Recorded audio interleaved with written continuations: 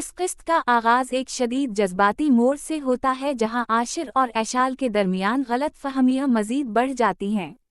आइज़ा अपनी चालों में कामयाब नजर आती है क्योंकि इसने दोनों के दरमियान बदगमानी का जहर भर दिया है।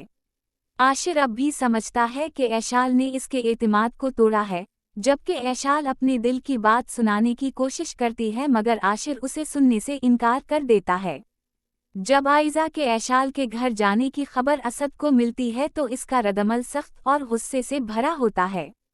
वो फौरन भड़क उठता है और कहता है कि आइज़ा को ये कदम नहीं उठाना चाहिए था क्योंकि इससे सारी प्लानिंग बर्बाद हो सकती है। असद को डर होता है कि अगर आइज़ा जज्बात में आकर ऐशाल के घर गई तो कहीं इसकी कोई बात या हरकत से सच सामने ना आ जाए।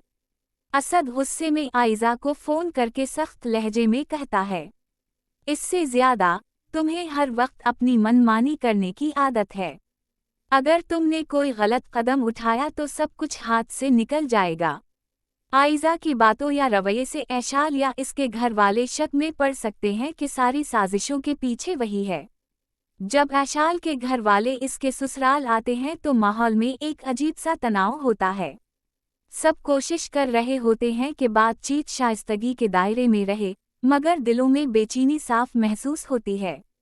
उसी दौरान इनाया मौका देखकर आइज़ा के करीब आती है। वो आइज़ा को एक तरफ ले जाकर संजीदा अंदाज में कहती है कि वो जानती है सारी गलत फहमियां किसकी वजह से पैदा हो रही हैं। इनाया के लहजे में एतमाद और तल्खी दोनों झलक रहे होते हैं। वो आइज़ा को वाज़ेह तौर पर कहती है कि अब वो मज़ीद खामोश नहीं रहेगी क्योंकि सच छुपाने से हालात और ख़राब होंगे। आइज़ा मुस्कुराते हुए अपनी मखसूस चालाकी से जवाब देती है कि वो सिर्फ सबके भले के लिए कोशिश है और आशिर और ऐशाल के दरमियान पैदा होने वाली दूरियों का इससे कोई ताल्लुक नहीं।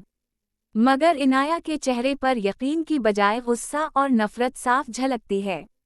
वो कहती है कि आइज़ा की नीयत साफ नहीं और वो इसके फरेब को समझ चुकी है। इस पर आइज़ा के चेहरे पर एक खतरनाक मुस्कुराहट उभरती है।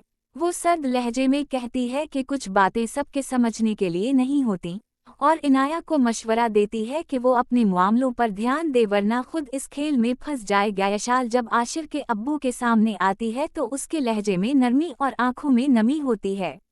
वो धीरे से कहती है, इससे ज़्यादा मैं आपसे किसी शिकायत के लिए नहीं आई, बस चाहती हूँ कि आप एक बार मेरी बात दिल से सुनें। मैंने आशिर से कभी बेवफाई नहीं की, ना ही इसके एतमाद को ठेस पहुंचाई। जो कुछ हुआ वो सब गलत फहमियां थी जिन्हें किसी ने जानबूझकर बढ़ाया। ये सुनकर आशिर के वालिद के चेहरे पर नरमी आ जाती है। वो गहरी सांस लेकर कहते हैं, इससे ज़्यादा बेटा तुम्हारी आंखों में मुझे सच दिखाई दे रहा है। शायद हम सब ने तुम्हें गलत समझा।